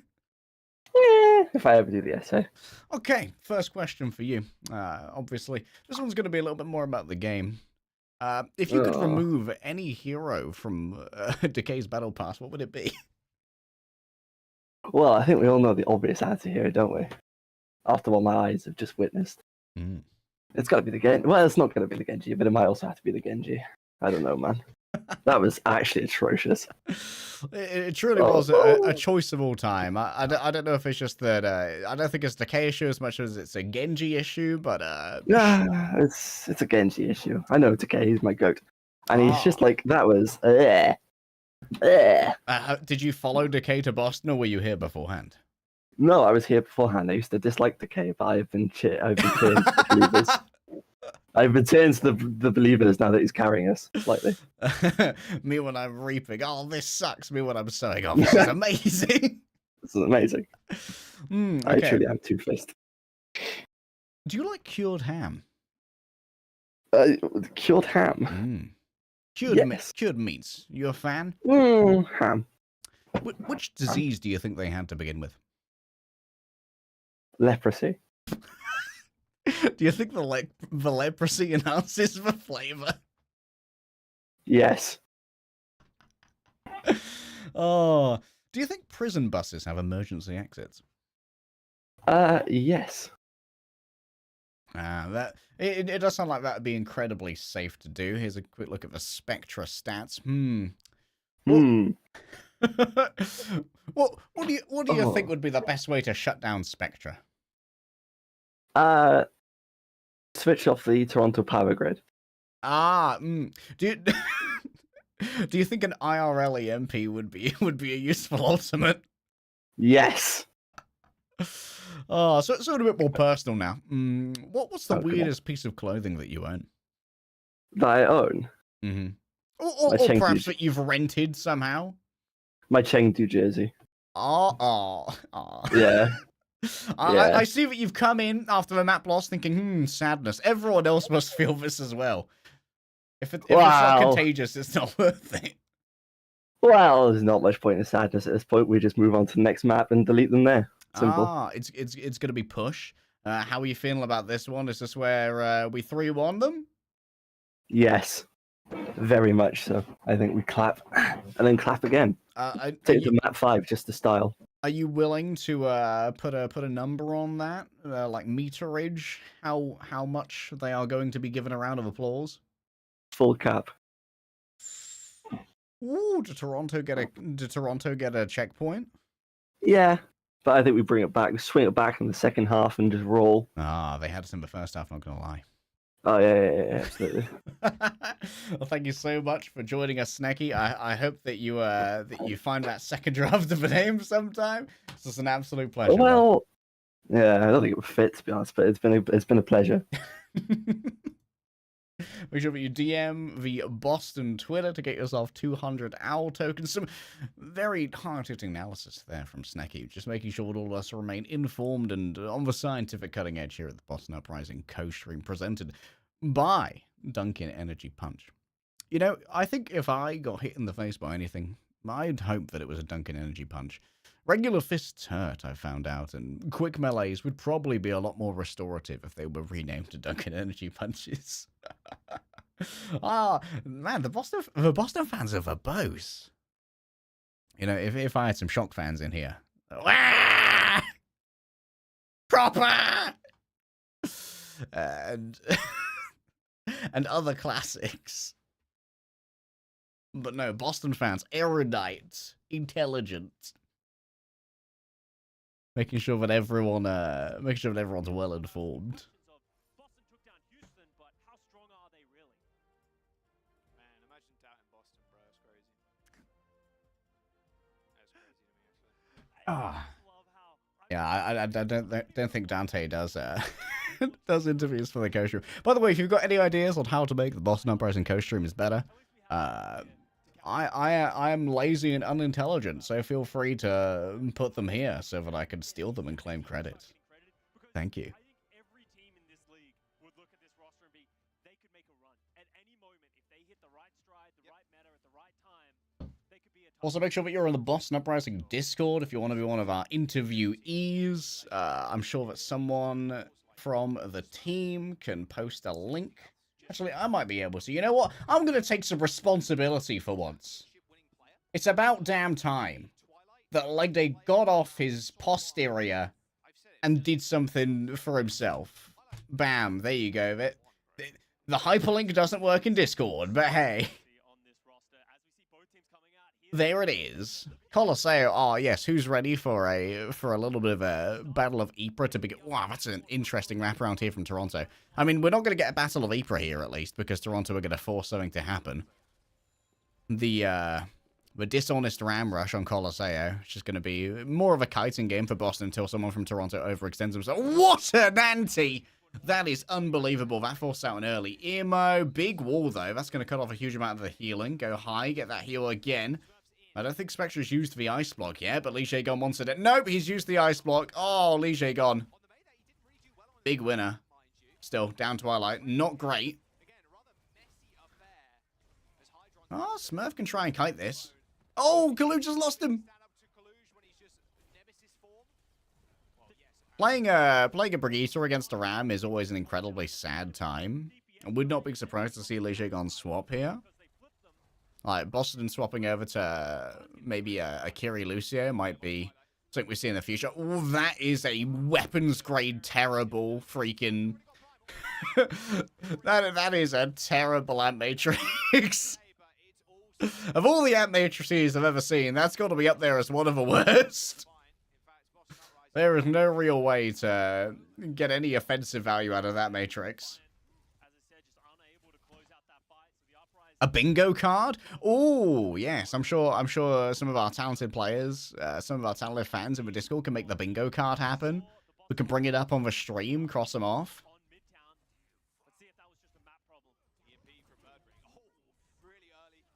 Duncan Energy Punch Soundbite whenever a Boston Uprising player takes any action. Yeah, how many of you guys have played Smash Brothers? I was considering also bringing out a version of the Donkey Kong jingle. Of a DK. Big Post Bomb. DK. Big Post Bomb is here.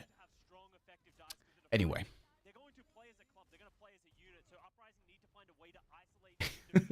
I don't think we've seen many Decay sticks thus far. Oh no, the lead's been taken over by Toronto. This is so sad. Remember that Spectra's going to be able to likely look for Twilight here. Like, Twilight spacing is going to be super important against this Blizzard. Oh, we're going to use the Blizzard to shut down Smurf. That's actually super intelligent. Very nice. Really good wall as well from Spectra. Oh, this might be going to 5. Oh, damn. I used up all of my... I used up for the remainder of my questions in the last break. Oh, no. My interviews. Good to get the ball rolling, or the cart pushing, I suppose. Scary fight for the Uprising to lose. That was both of Alright, Kaluj. The Annihilation is an interesting ultimate to play against Boston Uprising, because obviously everyone can kind of skedoodle and leave, with the exception of Twilight.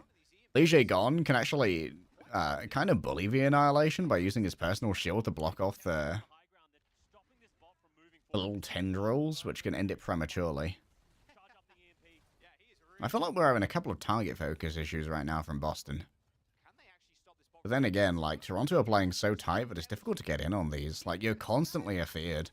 Oh, that's a good pickup, though. What a combination there. I talked about target focus issues, but hey, if you can manage to weave in such a strange nade. I don't know how Twilight managed to make that nade hit Ultraviolet, but it saved that so hard.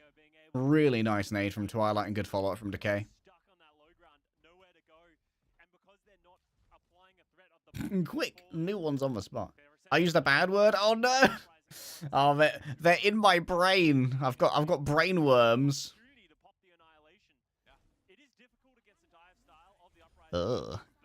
Opener? Oh, solo. Is that a solo EMP? I guess it was a duo EMP to try and shut down the Immortality field as well.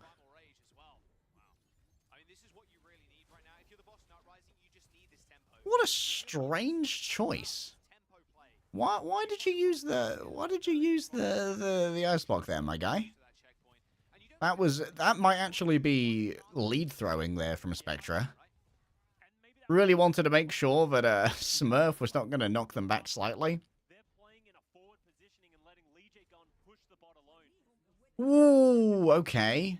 Now this is really cool. I love the aggression here to just guarantee the lead, because they know that Toronto are going to be able to rebuff the Nano, right? But they also know that, like, it demands respect. And it's really hard to, like, try and move forward against it. Unfortunately for Boston, like, we didn't get the checkpoint, which was the ideal. But hey, the lead was gained, and now you can really play the troll on the... You can play the troll contest from a bridge, which is what they really want to do. So overall, very strategically sound and big picture gameplay from Boston. Really philosophically sound.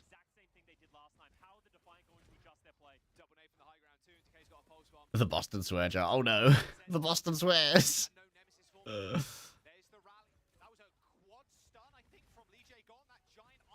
Oh. How's Annihilation doing? Oh, the Annihilation's going to have so much trouble here. Yep. Legday Gon just bullies it with the rally. Cuts off the tendrils. That's a huge EMP, but the healing's good. Ooh, okay. DK, Big Pulse Bomb is here. Oh, this is potentially very bad, though. Only healing from opener means that, like, Smurf is going to be able to do so much with the Primal, though. Like, it's not the ideal Nano in terms of the overall efficacy, but honestly, to just get the, or at least prevent Toronto from getting the lead there is so important. Because it would have given them the checkpoint as well when we get forward spawns, and forward spawns are obviously super important when you want to play this rush composition, which just keeps on going. Yeah, the Fenway Park swears. Is Fenway Park in Boston? I'm unaware of the sport ball references, but I'm pretty sure Boston is sport culture. Oh, that's a great cutoff with the shield here. Ooh, okay. Trading Primal for Sound Barrier? Yeah, we take those every day of the week. Every single day of the week. Especially in Smarch. I realized to a potentially younger audience that might be an incredibly lost joke. How's he Smarch jokes? Dude, Kaluch is getting absolutely pooped on by Decay.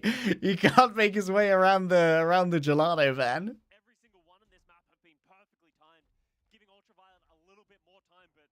Ah, I don't swear. I use sentence enhancers. I use emphasis words. Oh, okay. Right. Once again, we got ourselves a blizzard. I don't think I've seen a blizzard get shut down by an EMP yet, but we could be in the kind of space where that's reasonable. Wait, what happened to Birdring's translocator? Why did he have no translocator there? Huh? Surely there was no one in the back who could have hunted that down.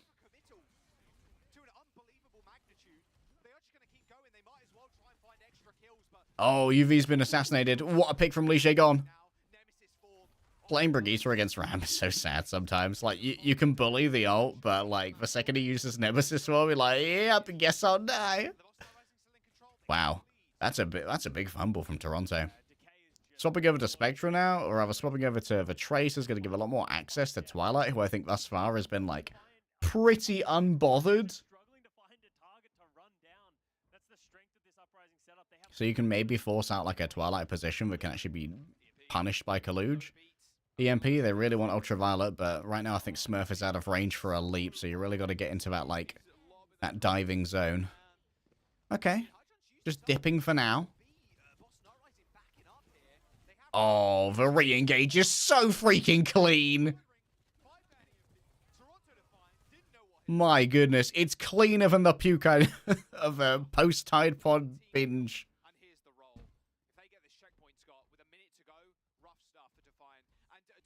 I think this one might be it, gamers.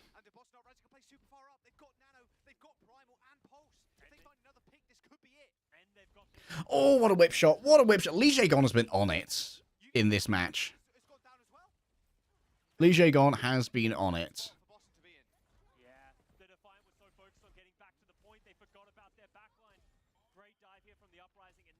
Do we have Smurf still? No, Smurf's probably coming back, right?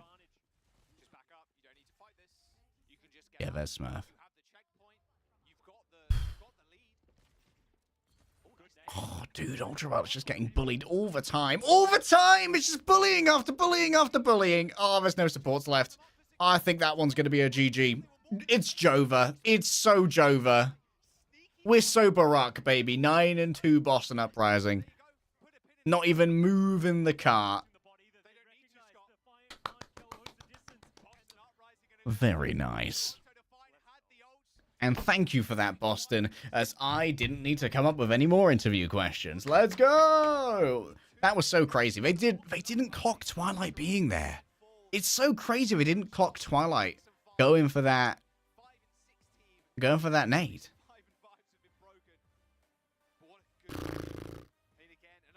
All according to plan. It was very much just pop-off moments.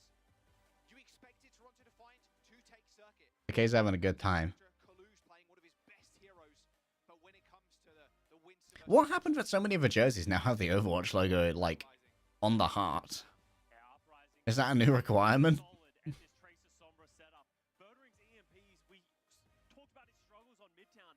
Oh, 2 FPS decay happiness is the best kind of decay happiness. I don't know if I could handle decay happiness in full HD. Dude, he's having a great time. Did Decay have a personal rivalry against Toronto? Oh, what? Thanks for joining us, chat. We're not done yet, though. We will have a Moby Dick interview for you, just so that we can have some insight. I am going to ask about the Genji. In the most polite way. Just gonna... Obviously, Moby Dick is going to have some slightly more pressing issues than my co-stream. Just talking to the team and congratulating them on a job well done. But this is pretty fun. Oh, we've got another one tomorrow, by the way, guys. So I'm doing all the ones this week. Obviously, tomorrow's match is going to be a lot more difficult, but by no means unwinnable. We've got Florida Mayhem tomorrow, which is going to be a real toughie. And obviously, Florida Mayhem were the architects of our mid-season madness demise, if I remember correctly.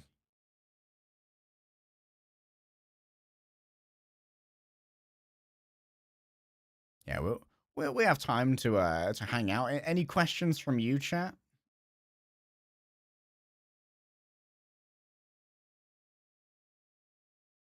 It is going to be a bona fide banger.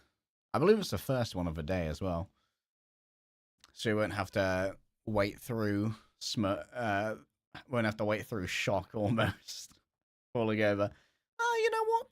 Smurf can have the MVP for this one. I'll give him that. Final blow, 6.9 per 10. Nice.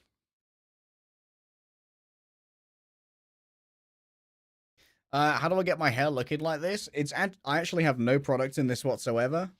It's all in blow drying. If you blow dry your hair after getting out of a shower and like make it a consistent part of your routine, you can train your hair to just exist like this. Like I didn't do anything to my hair today. I just woke up like this. Blow drying is super powerful as like a shaping tool for like mid-length hair like this. And I've got pretty thick and heavy hair.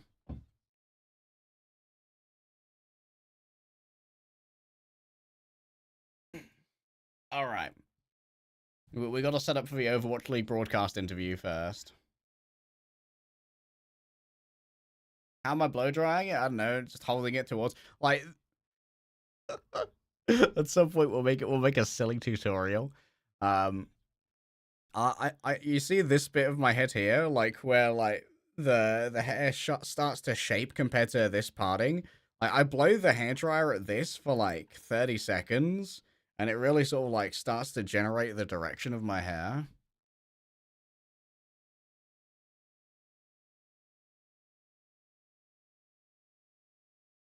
You know what, chat? You know what we need to do?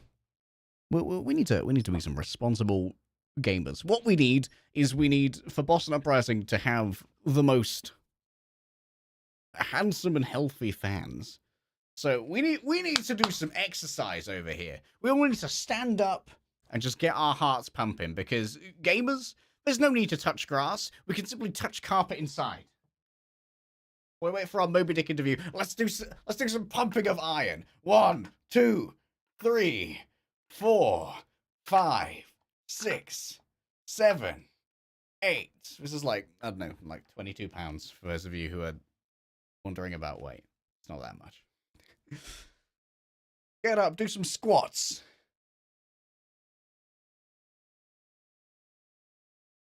7, 8. Get that heart pumping, trust me. You will thank yourself when you are older for getting your heart pumping regularly. Ask Moby about his gym routine. Oh, I would love to. Oh, man. If he skips leg day. I'm afraid that... If Moby skips leg day, is that a breach of our contract? I think it might be. My lawyers will be hearing about it. You know, I was at my girlfriend's recently, over in California, for a bit of a break after mid-season. And I really got into doing fist push-ups, or knuckle push-ups, because we've only got, like, smaller weights there, like dumbbells and stuff, rather than a full gym. And I found that knuckle push-ups have been, like, great for trying to build, like, my forearm and tricep strength, and it's just a different way of approaching a classic exercise that gives it a little bit more spice and works in different muscle groups. Highly recommend if you're, like, plateauing in calisthenics.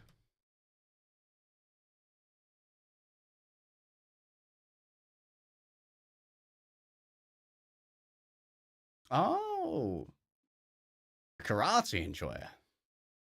Yeah, they are painful, like, the first time around.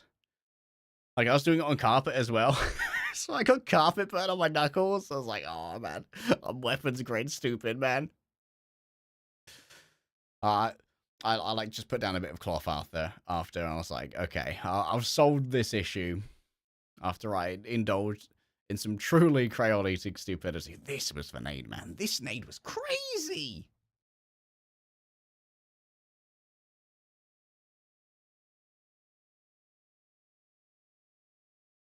Ah, true.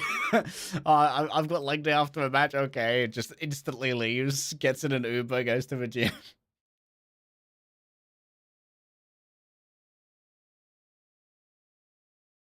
What a game from Smurf. Crazy. Hello. Can I hop back Pri. in? Am I re-invited? Yeah, you're allowed, I suppose. Chat is pre-allowed. How's it going, bud? The poll going. Hey, it's a win. It's a good day. It's always a good day for a win. I know I promised you Moby right after the game, but we're running around a little, so I thought I'd fill time here until we get the man that everyone wants to talk to in here. Yeah, like I think this was I think this is about as much as we expected. A 3-1, like Toronto being a bit resurgent. Yeah. We saw some good stuff from opener. Your old boy doing you proud.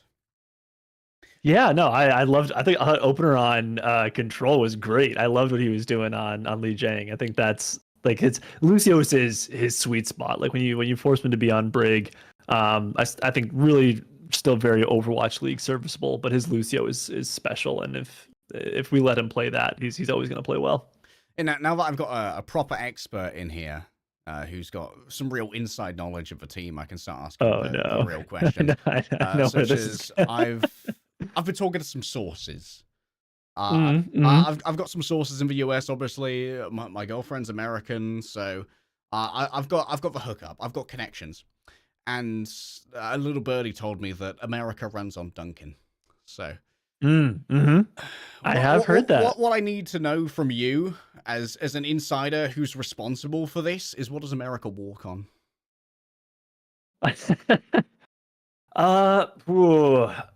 Something like probably like a sad beverage. The tears of Toronto Defiant fans. Is this some manner of some national supremacy? Oh yeah, no, here? No, that's perfect. It's Tim Hortons, right? America walks on Tim Hortons. Walks, sleeps on, the thing. I mean, hopefully we'll be up there in the playoffs, then we can get a real we'll get some Dunkin' Donuts, put it in a thermos, bring it up there, and do a little coffee showdown while we're up there. Coffee showdown? Oh man, that'd be some great content to make, because your co-stream guy is hopefully going to be in Toronto for that, which would be fun.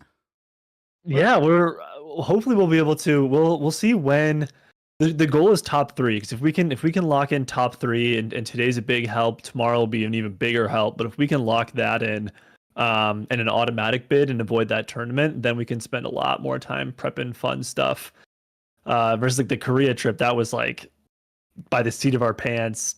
Had to qualify, get visas, book tickets, get everyone there in time. So, if everyone could just, let us finish top three and just kind of skate our way in, there'll be great content. There will be fantastic content. So like, there's the incentive. Is there an Overwatch League managers like DM group to which There's one that yeah, no, we had to go in there and do like the fantasy season and say like, okay, this is how we get this is how everyone wins, like these teams, we just let them lose, we'll probably have to let Toronto in, like that would be really sad. You imagine missing your own hosted event? That would be a toughie.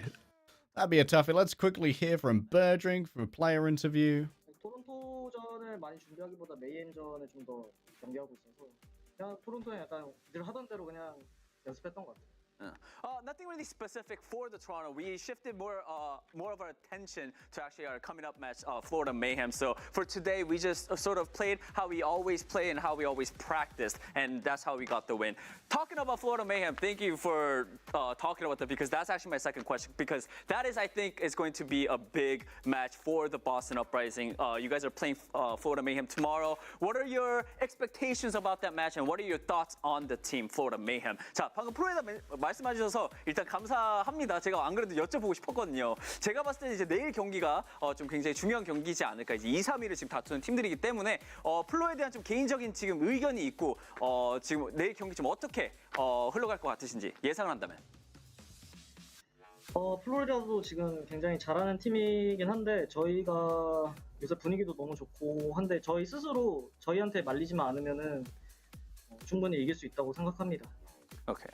Florida is definitely a good team as well, but right now, currently our Boston team, we have a good vibe, we have a great atmosphere. So if you just don't think too much deeply into everything, I'm sure the Boston Uprising is going to get the win. All right, Birdring, that is it for the questions. Thank you so much, and again, big congratulations on getting the win. 승리 다시 한번 축하드리면서 보내드릴게요. Bye bye, 안녕. Hey, we've got the whole crew in here, chat. We've got Pri, we've got Haney, we've got Moby Dick. Welcome to the stream, you guys. Congratulations on the win. I've got a couple questions for you, Moby Dick, if you don't mind. Do you prefer Moby? Am I? I'm saying both the names like you're in trouble. 어떤 이름을 더 선호하시는 모비딕? 그냥 모비라고 불러주세요. You just can call me Moby. Okay. First question. What did you do in your little break between teams before, or rather after being with Toronto? And do you have any recommendations for people who are looking to become intelligent mega coaches who are also handsome to do those things? 토론토 팀에서 나오신 후 이제 쉬는 시간 동안 무엇을 하셨는지, 그리고 본인처럼 약간 존나 똑똑한 코치를 꿈꾸는 사람들에게 한마디 뭐 조언이 있으실까요? 그냥 그 토론토를 나가고 난 뒤로는 사실 뭐 딱히 별 다른 건 안 했던 것 같아요. 그냥 운동하고 계속 그냥 가끔씩 이제 제 전팀 토론토 경기나 아니면 보스턴에 있던 트와일라이트 선수 경기를 보기 위해서 오버워치 리그 경기 좀 몇 개 본 게 다였던 것 같아요.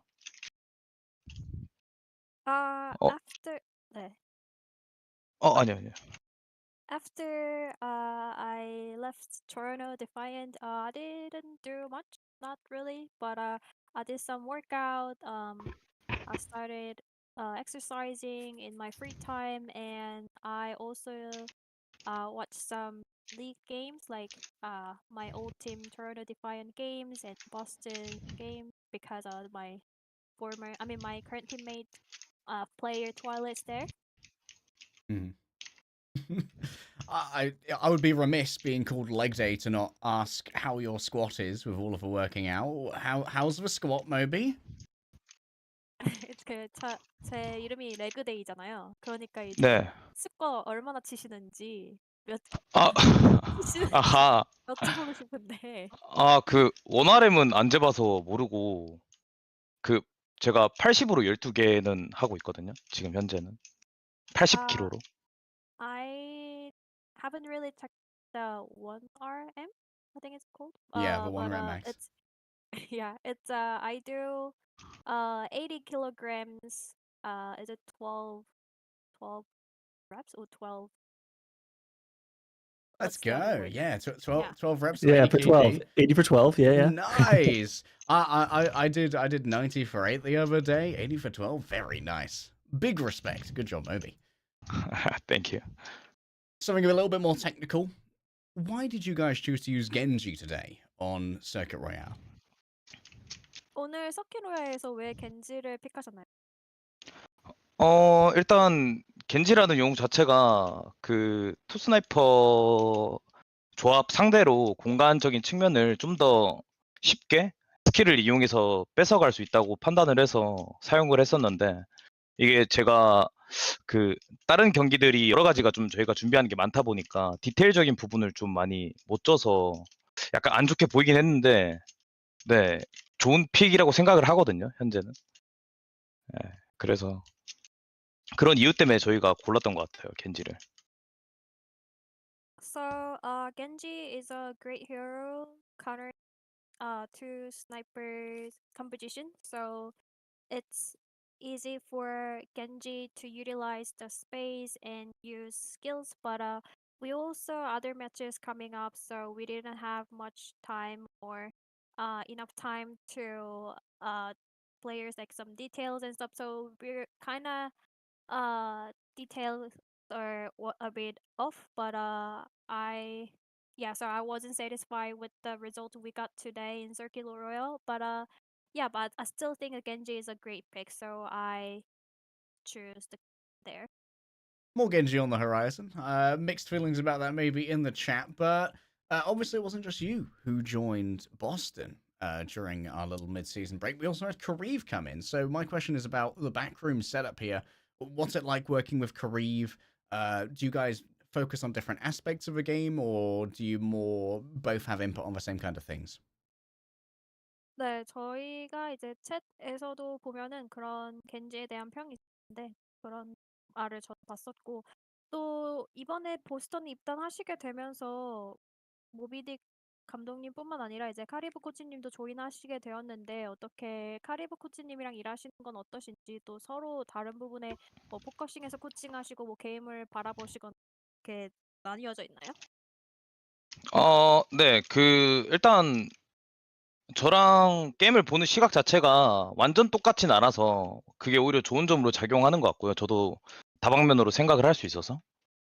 그리고 아무래도 이제 카리브 코치가 그 선수로서의 경력도 많고 힐러 포지션에서의 역할이 정말 잘 해왔던 선수여서 그 힐러들 개인 피드백이나 이런 부분들을 할 때 정말 좋은 효과를 보고 있는 것 같아요. 그 덕분에 저도 편하게 이제 다른 부분에 좀 더 집중할 수 있고.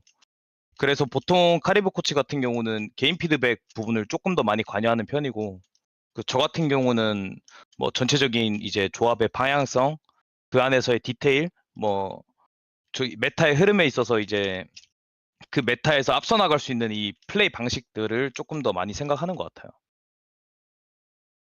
Yeah, so we have actually different game perspectives, but it's great. It's our strength because that means that we can see and view in different ways. Also Kareev was a player before and then he was a great support. So with this experience, he can also focus on teaching, coaching our support. So he is heavily involved with the individual feedback sessions, so that's a great thing. So while doing that, I can also focus on other things, coaching.